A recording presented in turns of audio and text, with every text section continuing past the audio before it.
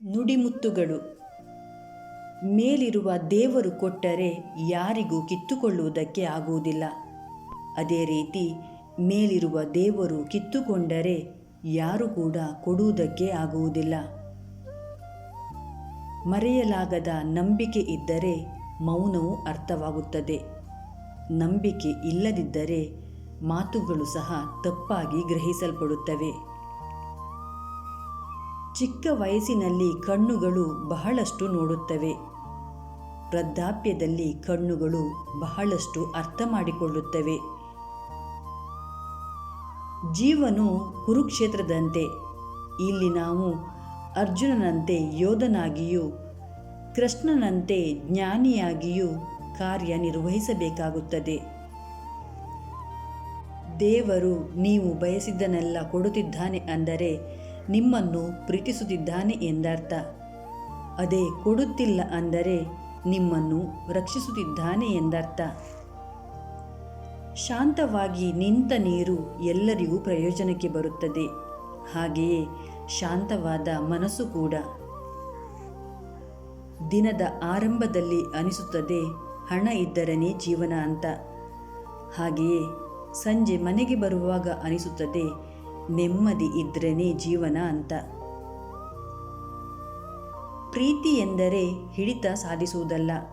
ಪ್ರೀತಿಯು ಪರಸ್ಪರ ಮೆಚ್ಚುಗೆಗೆ ಸಂಬಂಧಿಸಿದ್ದಾಗಿದೆ. ಜೀವನದಲ್ಲಿ ನಮ್ಮ ಗುರಿ ಏನೇ ಇರಬಹುದು, ಆದರೆ ಅದರ ಅಂತ್ಯ ಹೇಗಿರಬೇಕೆಂಬುದು ಭಗವಂತನ ನಿರ್ಧಾರವಾಗಿರುತ್ತದೆ. ನಾನಿಲ್ಲದೆ ನೀನು ಬದುಕಲು ಸಾಧ್ಯವಿಲ್ಲ ಎಂದು ಹೇಳುವ ಹಕ್ಕು ಕೇವಲ ಹಣಕ್ಕೆ ಮಾತ್ರ ಇದೆ.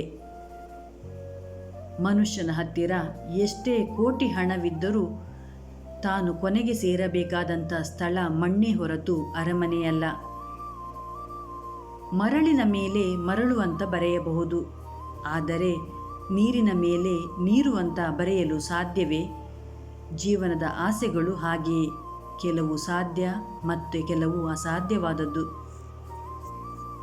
ತುಳಿಯುವುದಕ್ಕೆ 100 ಜನ ಇದ್ದರೆ ಕಾಪಾಡುವುದಕ್ಕೆ ಮೇಲೊಬ್ಬ ಇರ್ತಾನೆ.